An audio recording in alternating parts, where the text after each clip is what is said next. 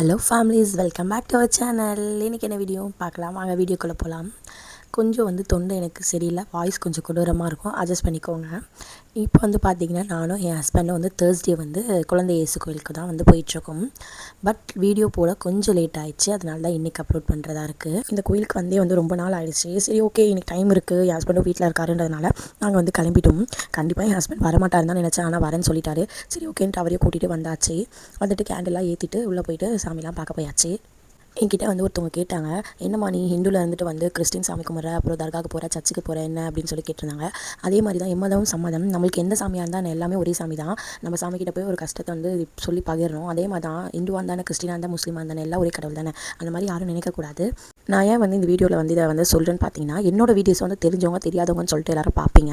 Maybe உங்களுக்கும் இந்த மாதிரி தாட் இருக்கும் இல்லையா, அதனால தான் நான் இதை சொல்கிறது. எம்மதமும் சம்மதம் தான், அதனால் எதுவுமே நினைக்கக்கூடாது.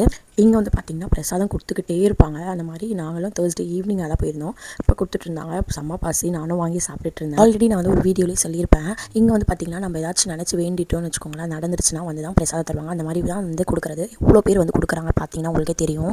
வசனெல்லாம் கொடுத்துருந்தாங்க, வசனெல்லாம் வாங்கிட்டு பிரசாதம் மாலைலாம் வாங்கிட்டு வந்தாச்சு வீட்டுக்கு. இன்றைக்கி டே இப்படி தான் போச்சு.